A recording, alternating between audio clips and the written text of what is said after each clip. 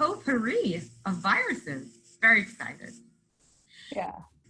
All right, so we're going to get started. This is Powering the Pandemic Pivot, and this is a Wednesday virtual lunch with the Entrepreneurs Advisory Team. I'm Elisa McCabe, and I'm the owner at First Steps Financial, and we help small businesses organize their financials, utilizing the latest technology, and specializing in QuickBooks Online and all the apps that go with it to make your life easier.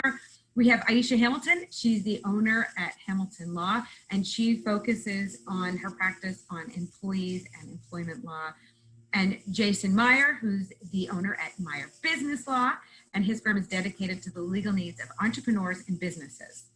We also want everybody to know that everything here is for informational purposes only and is not meant as advice in any matters, strictly our opinion. If you have any questions, please put them in the chat box and we'll be checking with them. We're going to do a question and answer at the end. Also know that we have a slightly different format this time. We are actually going to do some current events. We're each going to have about 5 minutes and talk about the current events in our area. And then we're going to go into a discussion about our topic today. And we are going to talk about opening for real. And what that means and what's happening for businesses, employees, and employers. And then we're going to take about 10 minutes at the end and take everybody's questions. And feel free to put everything in the chat, and we'll get to it as soon as we can. So I think we are going to start with Aisha. What's current with you? What's going on with employees and going back to work and all this craziness? So, I mean, a lot of what we have to think about now is we quote unquote go back to work is, are we actually going to be going anywhere? And that's a shot called by the employer, right? For most of us, we have been working. So we've been working from home. We've been working at our dining tables. And so you're really going to have to start to pay attention to what your employer is asking you to do now, and what your comfort zone is with that. But one of the things I do want to talk about, I'm going to be really, really quick and blow through this, but I want to talk about the recent Supreme Court case, Boston versus Clayton County, Georgia, Bostock. And it was decided June 15th. And I think probably knowing our composition of the Supreme Court, a fair number of us were quite surprised by the decision, and happily so. So now it is unequivocally clear that it is illegal in every state in this country to discriminate against someone who is gay or someone who is transgender who works for you. And that is now expressly and very clearly a violation of Title VII of the Civil Rights Act. I want to give you the fact patterns very, very quickly of what was involved in these cases. There were 3 instances that came up before the Supreme Court. Clayton County, Georgia fired Gerald Bostock soon after he started participating in a gay recreational softball league. He'd been with the county 10 years, stellar performer. Suddenly he's, playing gay softball, and that's not okay with the county. So they fired him for conduct unbecoming a county employee. Another gentleman, part of these lawsuits was Donald Zarda. He discloses to his employer, he's a skydiving instructor, had taught for several seasons with this company, Altitude Express, and then he tells them he's gay and gets fired within a couple days. Okay. The last one is RGGR Harris Funeral Homes. They fired Amy Stevens, who had been working for them for 6 years, had presented as a male when hired, and then came to them after she'd had some really sort of severe psychological issues that related directly to her sort of suppressing her desire to present as a woman full-time. So she comes to them after 6 years and says, I'm going to be moving forward presenting as a woman. And they said, well, not here, you're not. So the one theme that the court looked at in all of these cases is if Gerald Bostock had been a woman claiming to be attracted to men, he wouldn't have been fired. If Donald Zarda had been a woman claiming to be attracted to men, wouldn't have been fired. And if Amy Stevens had been a woman when hired, she wouldn't have been fired because she'd always be presenting as a woman. And so the court determined that sex was the determinative factor in their firing. So I won't go into the legal standards, but when you hear the fact patterns in these cases, you're like, man, that's crazy. Like, these were good employees. And so now you should know, it is absolutely clear without a shadow of a doubt that these particular circumstances would be deemed to violate Title VII of the Civil Rights Act. All right, back to you, Alyssa. That's crazy that we even had to clarify that in this day and age, but 2020. yeah, 2020. Well, thankfully it has been cleared up. Right. In news in my area of the world, PPP loans closed today. Actually, yesterday was the last day, and they extended it overnight, which seems to be the way everything happens. I don't know what the Senate does. I don't think they sleep at night. I think they stay up and they say, what can we do to torture accountants? They extended it through August 8th. And so there is $130 billion left available for small businesses. So if anybody hasn't applied for the PPP loan and you've been on the fence about it, or you aren't sure how to do it, please absolutely go for it. I have a couple of cleaning companies that didn't apply for it, and they were just afraid. They didn't know what to do. They didn't think maybe they didn't qualify. Cabbage, K-A-B-B-A-G-E, Cabbage is still taking applications, and PayPal, they easily take applications online. So if you haven't done it, because this extension is really meant to hit those smaller businesses that are owned by minorities that may have not been captured in that first round. So please take advantage of this. Loan forgiveness has also been extended. Well, it hasn't been extended. Loan forgiveness by the banks. A lot of the banks are coming to customers who have PPP loans, who got them through them, and are telling them, hold off on applying for forgiveness. We are lacking direction from the SBA and the Treasury, and we are not taking applications. So just hold off on that.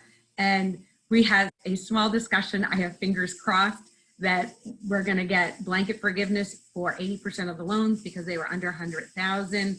And Aisha and I were just going back and forth about it. She's saying, who knows? Happen. I hope so, because it will save banks and the Small Business Administration a huge amount of manpower, and neither one of them have it to do it. So, now, and it'll save small businesses. The extension of the PPP, that's last night was the Senate vote. So I guess we still need the House and the President to sign off on it. No indication that they won't, but I guess they still technically sign off. I mean, $130 billion is a pretty good chunk of change left in the which is nice. And they're also saying that there may be some left over. Yeah, and they're going to figure out what they're going to do with that. But unless that slows down the next relief bill. So what's going on with you, Jason? So what stands out to me, our curves going like that, and that's what stands out to me in the news. Starting with the rebound of the pandemic, and just the blatant scientific fact that just as we in the Northeast here sort of brought this beast under some level of control, and you feel like you can go outside and not everybody you see, literally everybody you see is a carrier. We're starting to put some, we've put the curve way down. Meanwhile, the rest of the country is just going nuts. The fact that stands out to me scientifically, and I don't want to go down the medical chain, but the fact that stands out to me, and we'll get back to how this affects your business later, is just, this is not like the diseases we know. Not just there's not a cure or a vaccine. The biggest difference is, according to Anthony Fauci, I'm not getting political here, up to 40% of the transmission is from people who are not sick, who never feel sick, who never show a symptom. And what's news about that to me for businesses is you can't just rely on Is somebody coughing? Do they have a fever? Oh, I trust my employees. Oh, I trust my customers. They could feel great and be a carrier. And 40% of the times people are getting sick, that's who they got sick from. So that to me is sort of the first headline in how we run our business, is that piece of medical news. That and the growth of the rebound, the second wave, if you will, of the virus, is having some business impacts. We've seen it in New Jersey, where the governor has said, hey, restaurants, I was about to let you reopen for business indoors. No, that's on indefinite hold. We can't be sure that we can keep indoors safe the way we can, or be as safe as we are outside, particularly because people have to take their masks off to eat and drink. So there's no indoor dining. The state has also officially quarantined visitors from 16 states, including Florida, Texas, the Carolinas, California. Like, a lot of people who come to New Jersey are supposed to show up at Newark and immediately to a room by themselves for 14 days, because we can't trust the level of transmission in other states. That's turnabout is fair play for what, like, Florida did to us when we had it bad. But this is an attempt to contain the infection. Now, is there a penalty for this? Yep, absolutely. Thousands of dollars in fines, disorderly person offenses. But how would you get caught? Here's what stands out to me about how you would get caught. This is the kind of instance where, to me, the way the state enforces it is it finds 2 or 3 or 4 places, maybe most likely businesses, that they can prosecute. And if they can make 2 or 3 big arrests, big prosecutions on things like you didn't quarantine, or you're not following the guidelines for your kind of business, that will cause compliance through the threat of enforcement. So they don't have to catch you, they just have to catch somebody, and maybe that will be you. So make sure it's not you. Make sure it's not you. The other headline I mentioned is another curve that's going like this, that if you looked at it compared to other years, you would think was COVID. It is COVID. It's the rate of bankruptcies. Bankruptcies right now are 3 times the rate that they were in 2019.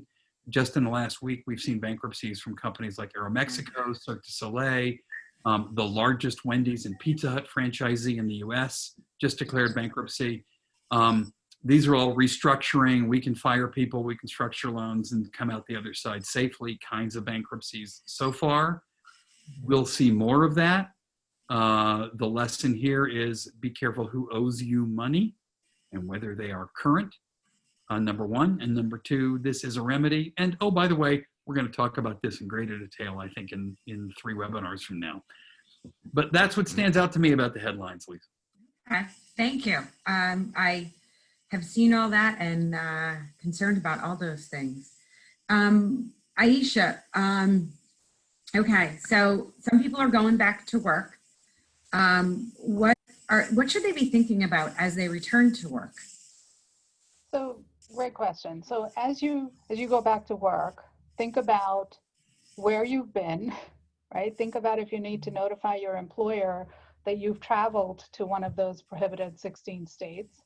I would say even if you've traveled through one of those states, you now have this legal obligation to self-quarantine. But part of that begins with also you advising your employer that this is an issue. The other thing you should be thinking about is health and safety, right? So does going back into the workplace create a health and safety issue for you? Now, you cannot say, I won't come back to work because I'm scared I'll catch it. That's not the reason you can't go back. But you can say, listen, I have someone in my household who is in a high-risk category, or I myself am in a high-risk category. And so coming back to work with supporting medical documentation is going to create a hardship and a higher risk of me catching this thing. If you don't have any of those issues at play, right? And it's your employer saying, well, I'm requiring you to come into work. You may have a better argument now than you did pre-COVID for trying to work remotely, because you've been doing it for 13 or 14 weeks. So you might be able to say to your employer, well, can't I keep doing this? And won't that help you with your social distancing requirements in your workplace. So if we're all supposed to remain 6 feet apart and you want everybody to come back in, but we're all at desks that were very close together, how is that actually going to work? So some employers are taking the position of, well, you can come in on different days for certain hours. You come in Monday, Wednesday, other employees come in Tuesday, Thursday, and then Friday is an as-needed day. There's lots of creative solutions that employers are coming up with. And so it's then the assessment is yours to say, do I still feel that that's safe? Do I feel that the employer is complying with OSHA and CDC? If they are, then you really need to go back to work. Not going back to work because the enhanced unemployment pandemic assistance payment is still in effect, it's not a good reason, right? So you have to be cautious that if you say to your employer, I don't want to come back to work, they would be well within their rights to then deem you to have abandoned your job. And this is only if you have not given reasonable cause for not coming back. And then that makes you ineligible for unemployment compensation, right? So just be careful about, I say to clients who call me, is it that you're scared because we're all scared now? Or is there something specific that the employer is doing or not doing in the workplace that gives you some concern? If they don't have hand sanitizer, right? Jason, what do you think about from the employer side? What should they be doing?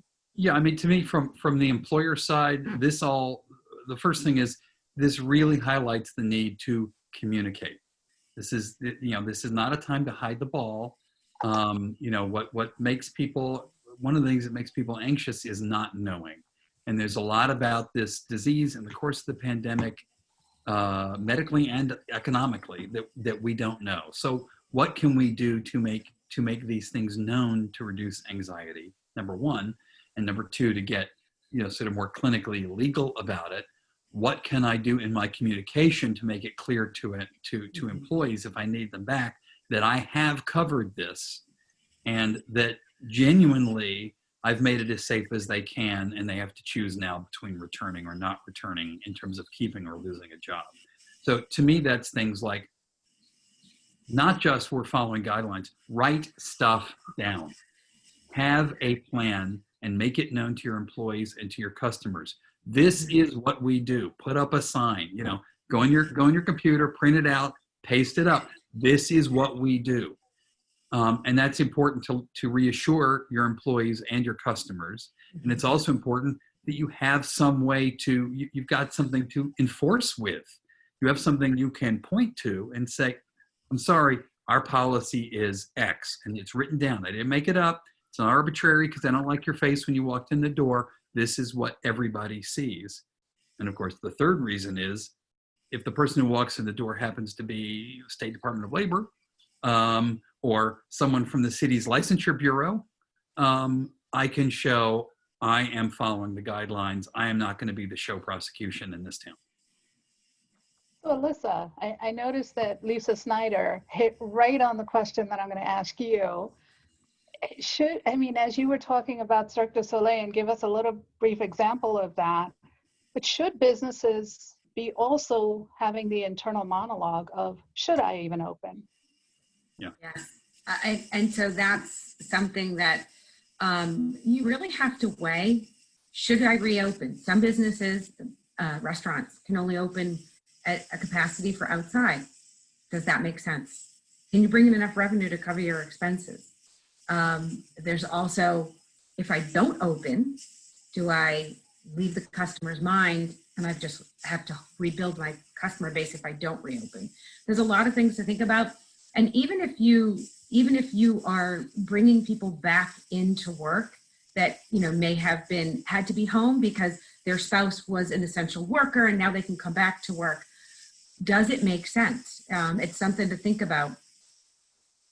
And someone said my gym and hair salon are never reopening. And I think that is something that we have to think about. Does it make sense? I think these businesses are going to have to figure out a new way to provide the service that they do, because this is not going to be the last pandemic we see. And if you are one of those people that's losing your hair salon, like me, and then you finally got sick of it and you said to your husband, hey, will you just like cut the bottom inch off my hair? If you're the husband, don't say oops. Just don't do it. the fear in my head, in my heart. That's great, honey.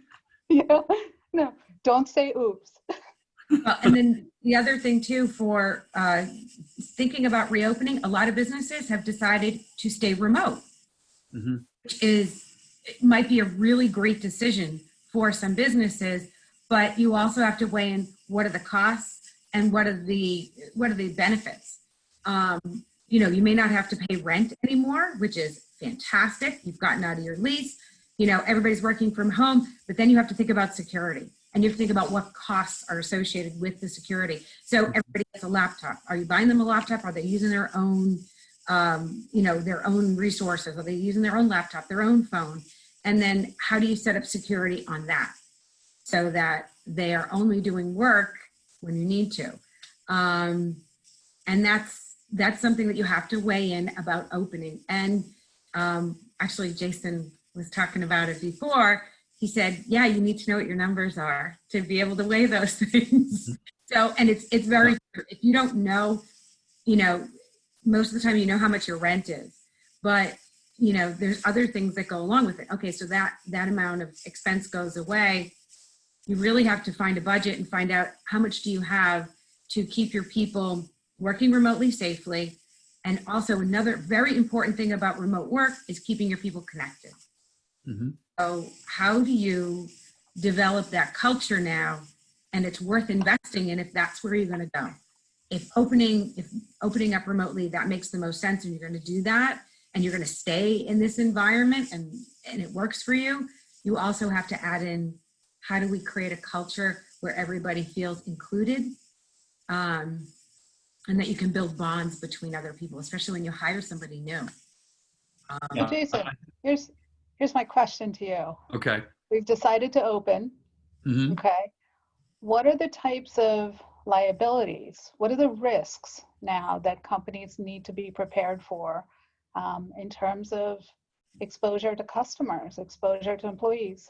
Yeah, let me count the ways. I mean, to me, let me sort of drop back and tie that in for a minute, because to me, the thing about an entrepreneur operated business, the kinds of businesses we're all interested in, entrepreneurs have a different approach to risk than larger companies. There's some risks they absolutely cannot handle, especially cash flow risks.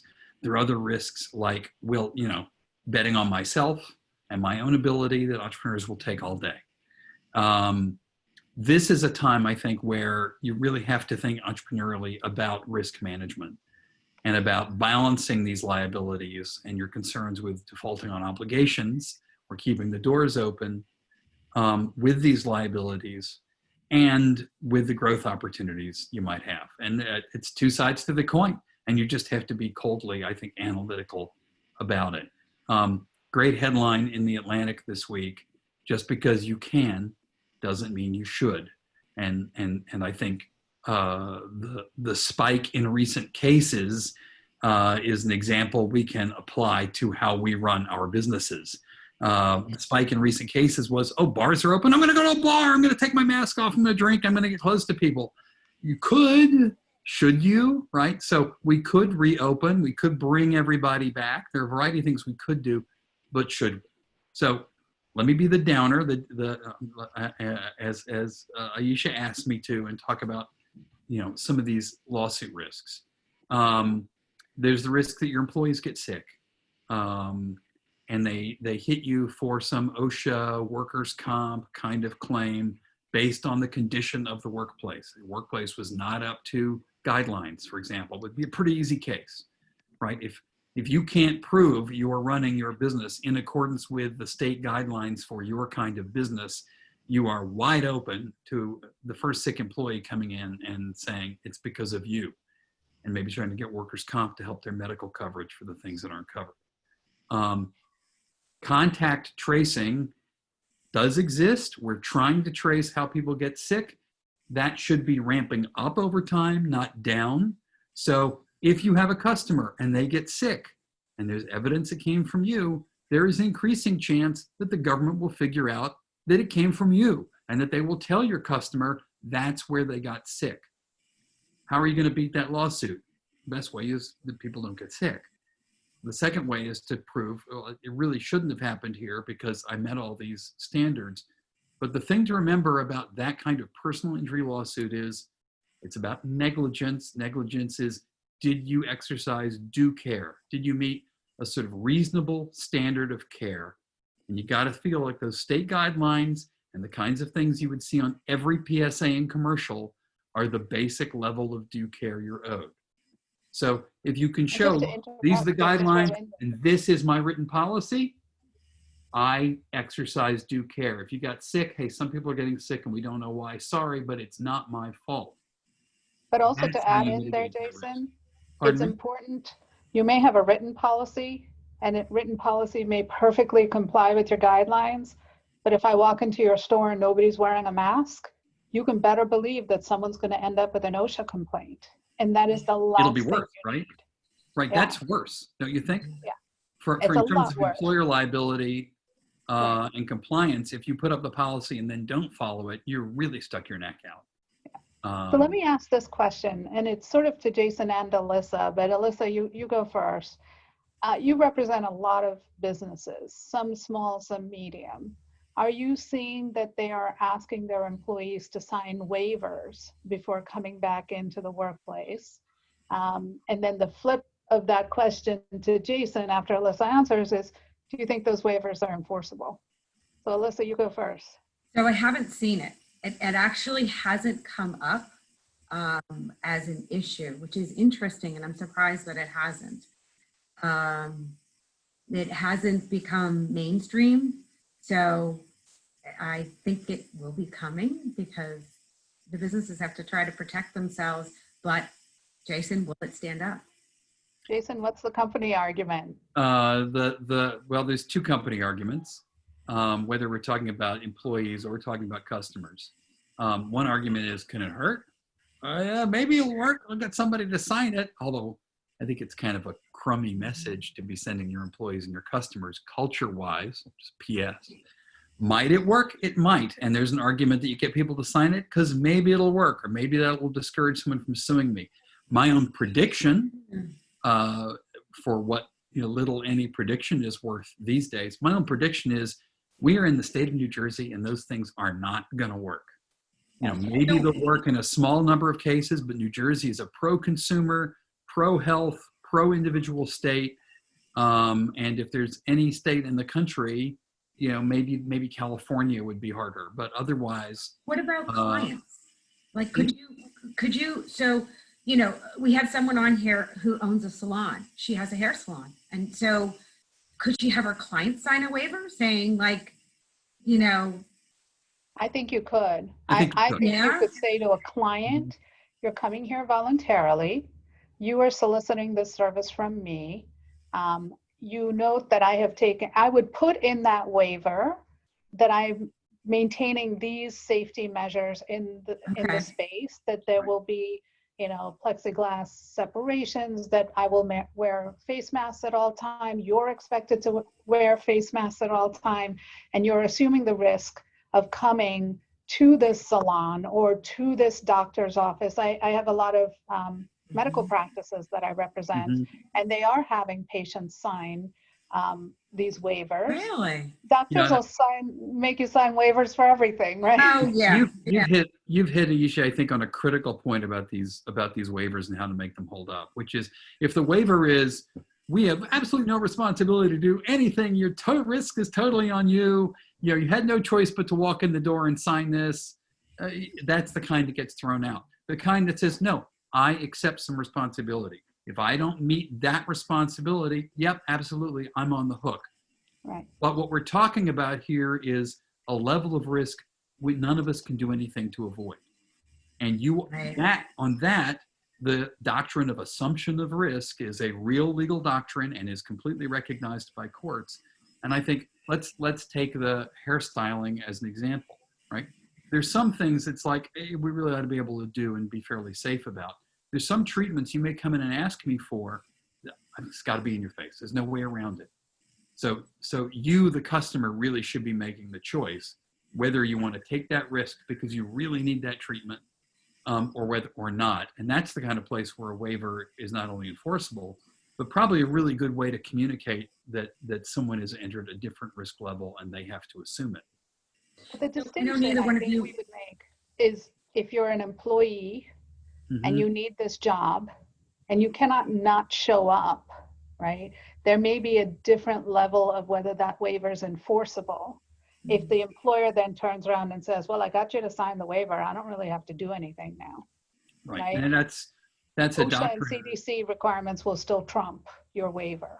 Yeah. Right. As will, and I'd like your view on this, but in New Jersey, to me, generally, there's a doctrine which is if the only consideration, to use the legal term, if the only way I am compensating you for agreeing to this is, well, you can continue to have this job you already had at the salary you already had, generally that agreement's not going to be stand up because they didn't give you anything extra for it. That's like the companies that come in one day and say, hey, everybody sign a non-compete. That's not going to hold up. So if you are in a situation where you've got to get your employees to agree to something new, you might want to think about giving them something new in exchange. So I know neither one of you are insurance experts, but have you heard of someone, Lisa Snyder posted the question, is there any new type of insurance that you've heard about for businesses being required to open? I haven't heard of anything. The only thing I've heard of is that the insurance companies are covering nothing. And that's, insurance. The insurance that you may not have had before that I think is worth thinking about having now is, if you want to go down the pathway to the business interruption insurance, Yeah. that's one thing. But the other one I would say look into, at least get a quote on and figure out what it covers, is your cybersecurity policy. Oh, Most of us don't have one. A lot of us now have one because you're Especially if you're really remote. shifting to a remote, right? And that plays into, as you're thinking about, should I actually open, should I not open, it may be cheaper to go remote, but you're still going to spend some money on it. Yeah. You're going to make sure that your document storage is safe. You got to think about insurance. I think the other way definitely. that's critical to think about insurance is that you're staying on the right side of your insurance companies for the coverages you do have. Insurers will be looking even more aggressively for ways to deny paying big claims. And so if you are not meeting the requirements of your policy, this is another place. If you're not following the guidelines, maybe your insurer is the one who catches you at it and denies you coverage for something that should have been covered. Ayesha, it also occurs to me things like, businesses that sort of ride low on their workers' comp coverage. They're not quite buying enough workers' comp insurance, but you could really wind up with claims now, right? Now, especially if you have a business where you're a contractor and you're, a plumber, you're sending people into other people's homes. We just had our air conditioning service, that kind of stuff. That's all covered by workers' comp, right? But now you're really putting your employees out into the world in risky situations within the scope of their job. Those are all covered instances. And so workers' comp lawyers are rightfully anticipating a big boom in business because there are going to be lots of people filing claims. And I got to be honest, you got to be careful here because the effects of COVID could be nothing or death, right? Like you've got to be really careful about making sure you have sufficient coverage. And I will say my experience with insurance companies in the litigation context is the first thing they do is look for how to disclaim coverage, how to say, no, you didn't put us on notice, or you didn't buy the right kind of insurance, or you did not cover enough employees. You hired 6 new employees once you got that PPP loan, whatever it was, but they're not covered. You didn't then call us and adjust. or you changed the way you were doing business and you didn't let us know. So Jason's point of let your insurance company know is really critical, because that lack of notice is the biggest reason that they disclaim coverage. I totally agree. And they're going to be very expensive claims. I mean, the reports on people who've gotten sick with COVID who are spending, a month in the ICU, who have lifelong health consequences. They're for real. They're not isolated cases. And those are whopper bills that an insurance company would like to turn down. Hey, can I add one more insurance tip that occurs to me? Particularly for businesses that have moved into the home, which is most of them. There is a kind of coverage that I have to say I stumbled into, which is, so here's the kind of risk it would cover, right? the FedEx guy comes to your door, or the Amazon guy comes to your door to make a delivery, and slips and falls.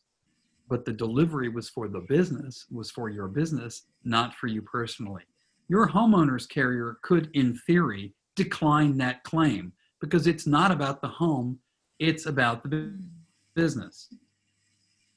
That never occurred to me. You can buy Right now, I wasn't sleeping before. Now I'm really not going to sleep. Congratulations. There is a kind of insurance you can buy for this, and it's pretty cheap. And the place I have found that is from your homeowner's carrier. So to give you the example I know about for sure, State Farm has a policy that you can buy to cover this kind of incidental risk for at-home businesses. And I'm getting out of my depth. I'm not an underwriter, but basically, as I understand it, because they're already covering the risk of the home in large part, this additional risk of what might be attributable to the business is not a big risk for the insurance company to carry. And so the premiums are not very high on it. But it does cover you against things that might happen. So if you've taken your business and it's really home-based, you may want to ask your homeowner's carrier, how am I covered, and is there something cheap I can buy to help out? So That's Lisa, actually a on really that good point. yeah. So on that point, Alyssa, what are you anticipating seeing a lot more home office types of deductions? Because we're now all legitimately home office, and is it going to raise that red flag that it always used to raise with the IRS? I'm not a tax expert. We do not prepare income tax returns. We actually have someone who's an attendee who is a tax expert. And she actually brought up a good point. We were talking about expenses that people are going to incur for working remotely. And she said with the tax law section 139, that can pay for expenses for team members working remotely. So something to discuss with your tax preparer. And bringing that in might be a really good piece of information that maybe they're not thinking about. So it's something to think about. And I think there are going to be more people who are going to claim, working from home.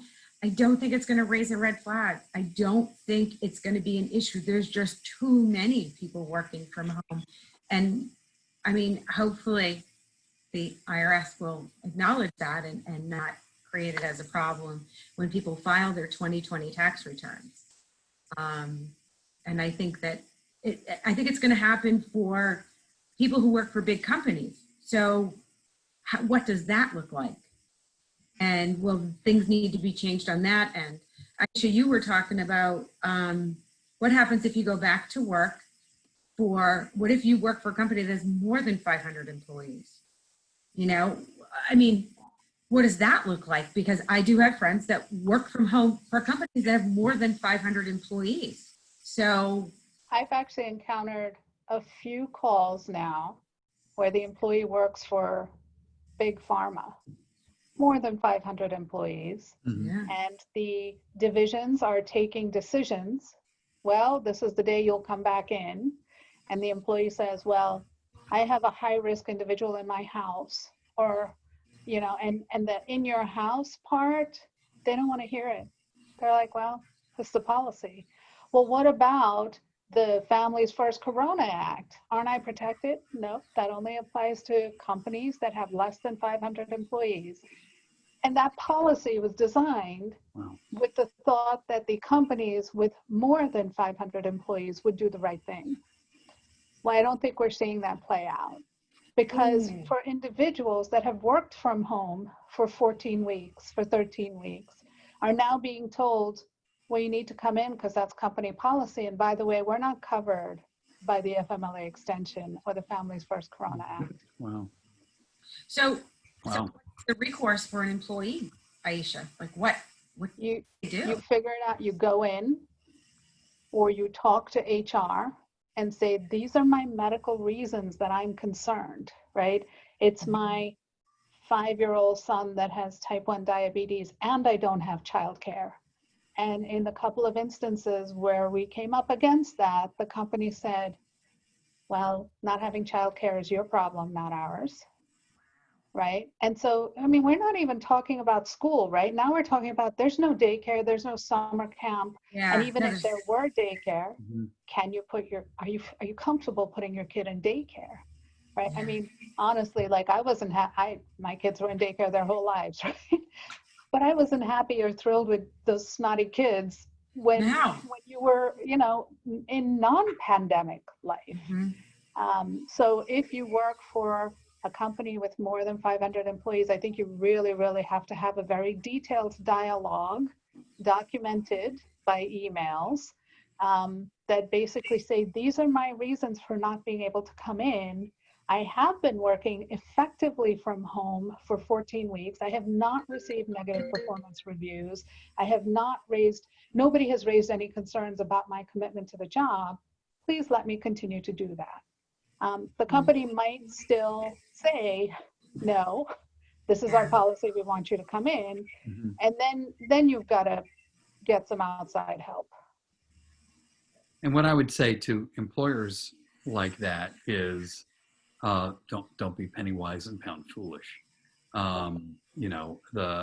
Look, That applies to small are there businesses. companies that take advantage of these kinds of situations and don't have that kind of relationship with their employees? Absolutely. Do they succeed? Sure, many of them do. But to me, this is one of those times where the way you act in crisis determines what you really are about, and people will remember it. Mhm. People still buy Tylenol instead of the generic acetaminophen because of what Johnson & Johnson did right to respond to a crisis decades ago, right? So people do remember. One of these days, you will be fishing for employees, and do you want to be that company? Let's say, especially like big pharma in New Jersey, where there's competition for talent. Right. What side of that curve do you want to be on? And the compliance and ethics guy in me would say, maybe before you do that, open up that code of conduct, go to page 2, look at your company core values, and ask yourself, what actions are in keeping with our core values as a company? And by the way, when you do that, and then you decide to take a policy that's the right policy, tell people it's because of your core values, because that's what makes the core values really ring true. And that will ultimately make your compliance program successful, but because people see you put your actions where your words are. And I this is think true also- for small businesses too. Absolutely. Right. And you Absolutely. think about the cost of turnover, right? So Elisa, you must talk to your clients about, okay, I mean, you take a hard line on this, but how are Yeah. you going to train somebody remotely when you hire them? They don't Well, know your company. And that's the thing too. So that's another cost of, okay, so we're going to stay remote. We need to hire people. How do you train someone remotely? It's completely different than training someone in person. And you just do it differently. Yeah, there's a way to do it. I do it all the time. There is. I help do people do too. it. Absolutely. And we actually hired during COVID. We actually hired a full-time person and we trained her remotely and it worked out great. And she actually said it was the best training she's ever had. And this is her first remote job. She's always had in-person training. We're going to find a lot of people who've just decided, I work better at home. I'm happier at home. I'm more productive at home. This fits me better. It isn't for everybody. There's some people who really don't. But I'm reading blogs and stuff by people who are saying, I finally hit my stride as an employee. I feel like I'm finally doing the kind of job I want to do, working from home in the clothes I want to wear, in the desk where I want to be, at the times I want to do it. Now I am moving my potential, and we should take that for real. Hey, let me ask one more question of you guys about reopening, and it has to do with testing. It's more available than it has been. It's still not universally available. We still have this issue with asymptomatic transfer. What are you seeing in terms of the use of testing as a solution, as part of the solution? Is it working? So they're limited in what you're allowed to do, right? So you are allowed to take temperatures before you come into work. You're allowed to take temperatures through the day, right? You're reserved the right to say to an employee, look, it looks like you're coughing and hacking an awful lot.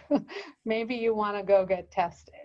In terms of what you can ask them to do, you can only ask to have a COVID test. You cannot ask for an antibody test, because an antibody test is not giving you information about their current infection level.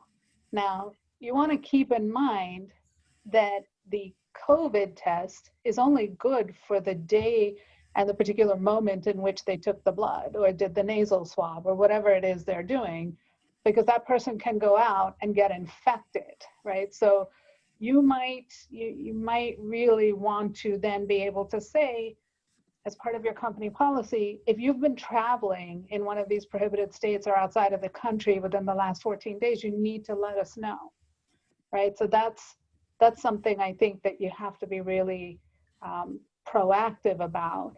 And Jason, as you had mentioned, you've got to do a lot of policy retraining. You can't just let people back into the workplace without, and I'm not talking about reviewing the sexual harassment policy.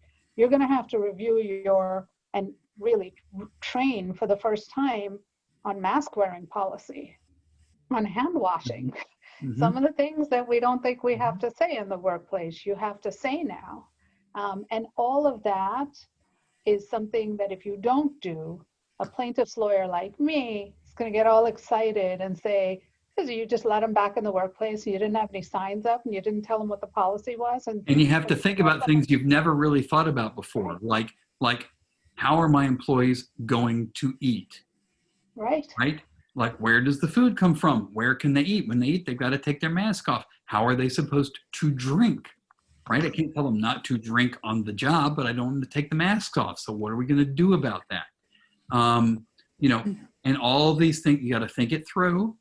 And they all have costs associated with them. You need to write it down in ways that you never really thought you needed to do before, right? And it's something to think about in all these things that you have to do differently, and how are you going to do it?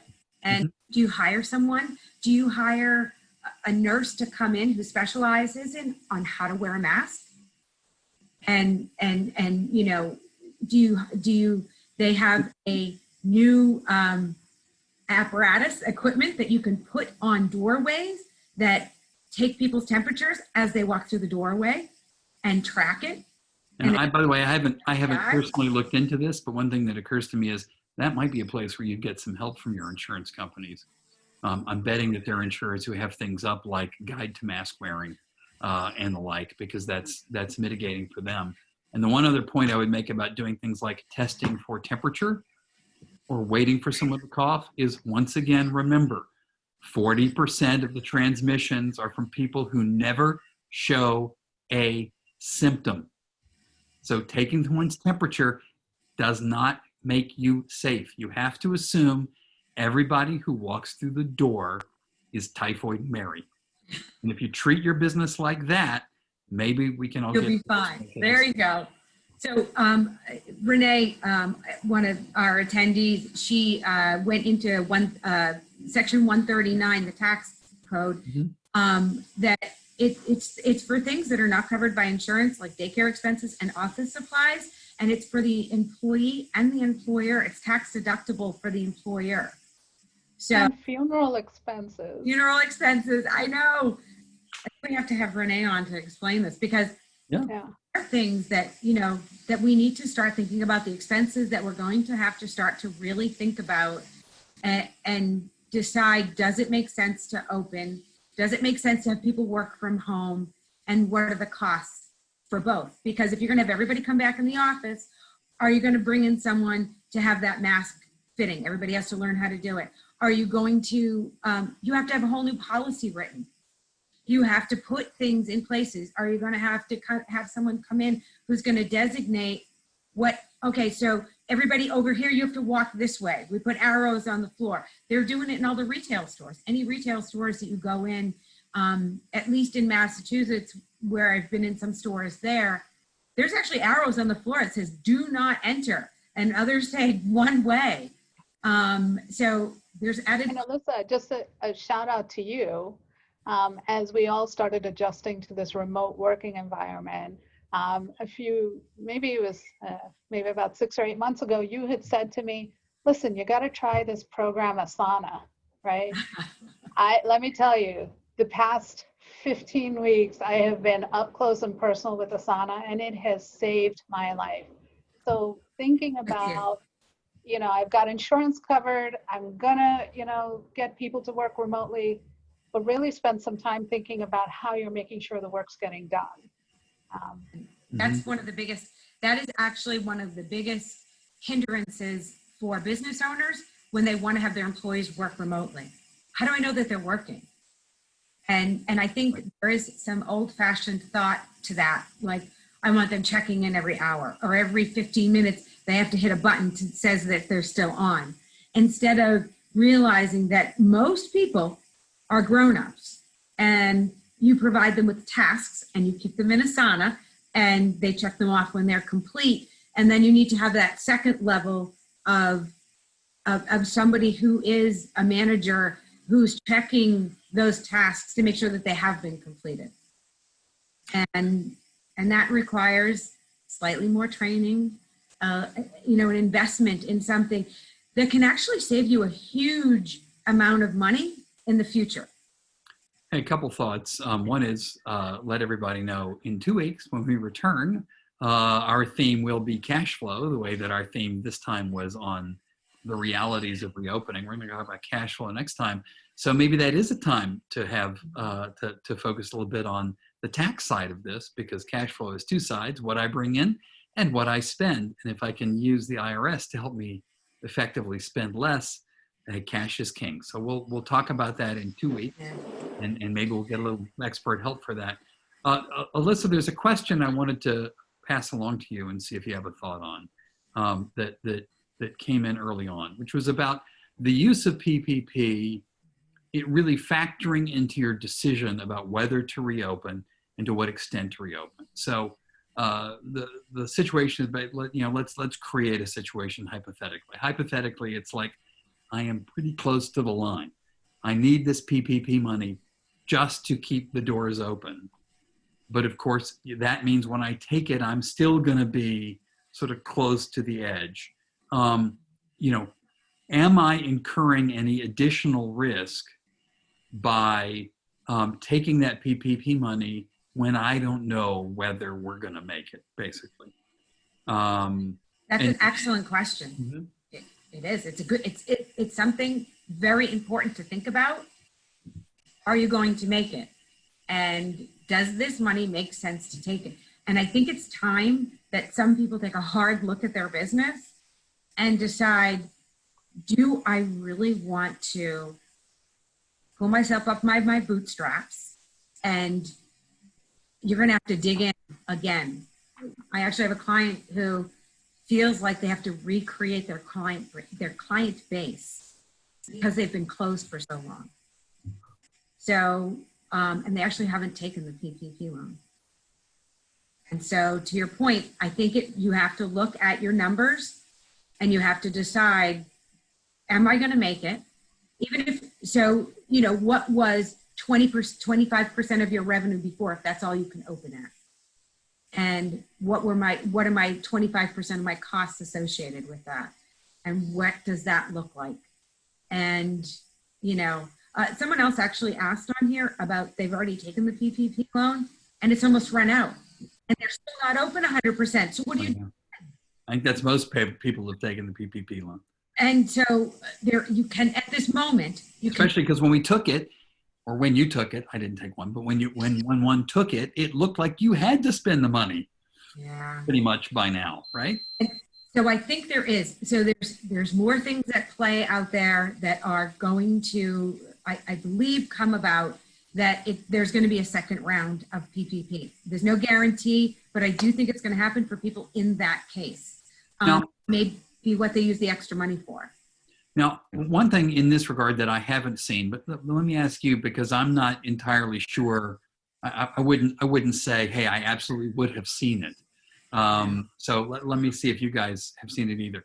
I have not seen anything to suggest some heightened liability on the repayment of things like, unforgiven PPP or above grant EIDL loans. Here's what I mean by this. With, let's say, federal student loans, right? We all know you're really at risk if you don't repay those, right? I mean, I'll give you an example. As a lawyer, if I failed to repay a federal student loan, I could lose my license. Okay, I mean, it is the government has super enforceability against me personally for that. Whereas PPP loans, the EIDLs, if you do it right, it's taken out by your company in the name of your company. What have you seen? Is there any kind of like heightened personal liability risk on these failure to repay these items the way there would be, let's say, for payroll? I don't think there is. I mean, there's no personal guarantee either. And they're just in line behind all of your other creditors. And there's definitely a lack of direction given by the SBA and the Treasury on all fronts. I even believe to lenders too. So it's a bit cloudy, and I think that there will be more information coming out as we know it happens overnight. So while you're sleeping, they're doing things, and I think we are going to find some more changes happen. If you have taken the PPP loan and you have completely exhausted it, there are grants available. I believe locally, there was just a grant that came out in Mercer County by the Chamber of Commerce, and the U.S. Chamber of Commerce is also making grants available. So also look to your town. I know that Princeton Township has done something in terms of helping small businesses and small restaurant owners. So, and the EDA has been trying to kick in. I know their money goes fast, but there's some EDA programs that are still that I think are still available, especially the ones that are loan guarantee programs, like guaranteeing loans made to you by your current investors. I haven't heard that that's tapped out. You're right. There are a lot of options out there to help you out. And just look for what your level of personal guarantee or personal risk is. And this goes for all your contracts. Take a close look at whether you are personally on the line, whether someone's asking for a personal guarantee. If you're lending the money, you probably really want it. And if you're borrowing the money, you really don't. And it's going to come down to bargaining power, who gets it. But that's going to determine in large part sort of, where the money goes. But also part of the analysis that I went through as a business owner is, do I actually want to take on this indebtedness through either the EIDL or the PPP loans and then worry about it not being forgiven, right? So if I can manage without it, I took the business decision to say I can manage without it, because I think I'm a negative person. Ultimately, I think that there's going to be hurdles and almost sort of form types of arguments that the banks or the federal government are going to put up to say, oh no, that one's not forgiven. Oh no, you didn't keep the right paperwork. Alyssa, you were giving us the example earlier of you didn't use the PPP loan for PPP purposes, you use the EIDL funds instead, and now you've got an issue of which went where. Yep. I didn't even want to get into it. No, I know. And they're actually talking about how that's going to work. And the banks are actually sending out some specific information. The banks we've been dealing with, they send out specific information. This is what you're going to need. And then what happens is they send it to the SBA. The SBA has so long, actually the bank reviews it, make sure everything's there. And then the SBA has a certain amount of time to review it. That's also been called into question because it could be 6 months before you hear if your loan's even forgiven. Right. There's so many things at play, and I think a lot of things are going to change, and they're going to change quickly within the next month. And then I'm hoping this will stick because this has been the never-ending nightmare. So we have 1 minute left. We will be back again in 2 weeks at this same time, and we're going to be talking about cash flow and how cash is king and how can we keep it coming? How can we keep it? And we may invite someone in to talk about some tax laws that we can take advantage of to maybe keep some more of that cash. All right. Thank you both so much. It's great. Thank you everyone for joining us. Thank everybody. And it's good seeing you all. See you in 2 weeks. Bye.